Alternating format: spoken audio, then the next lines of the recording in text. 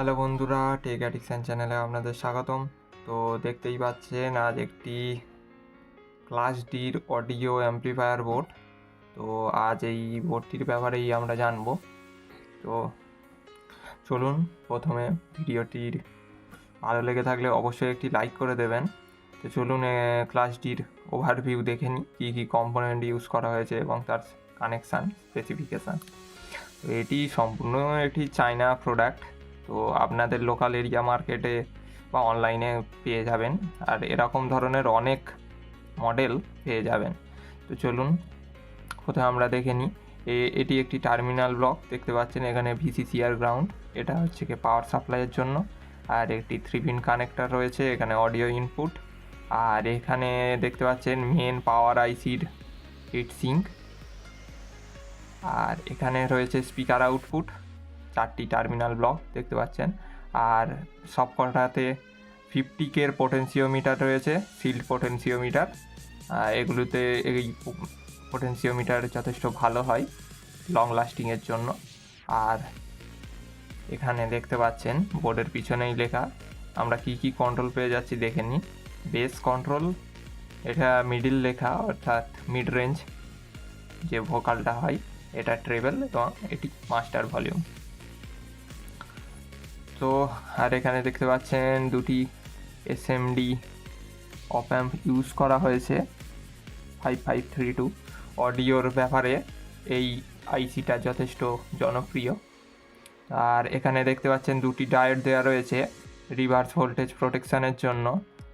আপনারা যদি ভুল করে প্লাসে মাইনাস বা মাইনাসে প্লাস লাগিয়ে ফেলেন ভুল করে, তাতে এই বোর্ডটির কোনো প্রবলেম হবে না, অসুবিধা হবে না।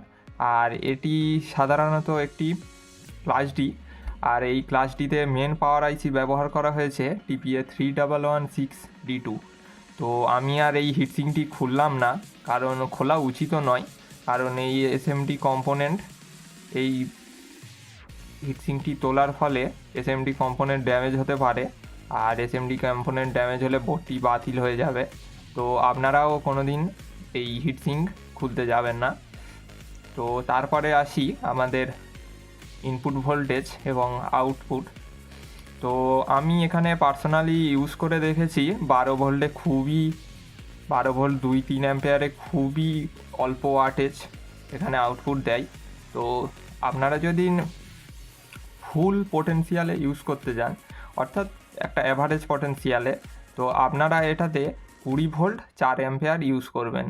20 ভোল্ট 4 অ্যাম্পিয়ার এই বোর্ডটির জন্য একদম আদর্শ পাওয়ার সাপ্লাই বলতে পারেন। তো এখানে 8 ohmsের স্পিকার চালাবেন, তাতে ক্লাস ডিটা একদম ভালো থাকবে, খারাপ হওয়ার কোনো প্রবলেম হবে না, কোনো সম্ভাবনা নেই।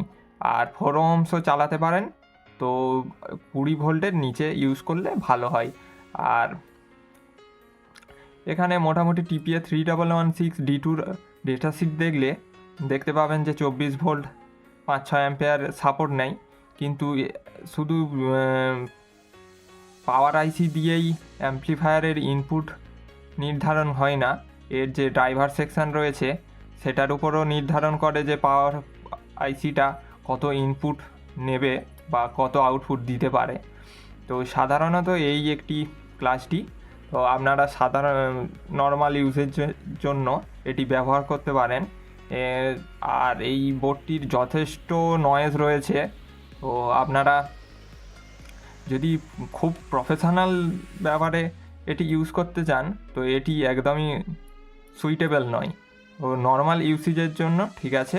তো এতে সাধারণত আপনারা 20 ভোল্ট 4 অ্যাম্পিয়ার সাপ্লাই দেবেন, আর 8 ইঞ্চি 10 ইঞ্চি মোটামুটি 50 থেকে 60 ওয়াট পার চ্যানেল আপনারা দিতে পারেন।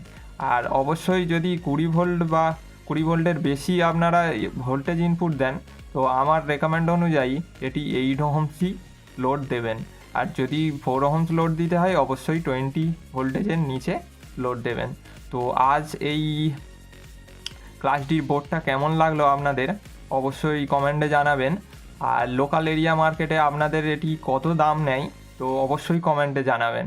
তো আমি এটি অনলাইনে নিয়েছি, আশা করি লোকাল এরিয়া মার্কেটে এটি আরও কম দামে পাওয়া যাবে। আর এটির অডিও টেস্ট আর করলাম না, কারণ ভিডিওতে কোনো দিনই অরিজিনাল অডিও আপনারা শুনে বুঝতে পারবেন না বা আন্দাজ করতে পারবেন না। তো এই হলো আজকের ভিডিওটি ভালো লেগে থাকলে অবশ্যই একটি লাইক করবেন এবং চ্যানেলটিকে সাবস্ক্রাইব করবেন। বাই।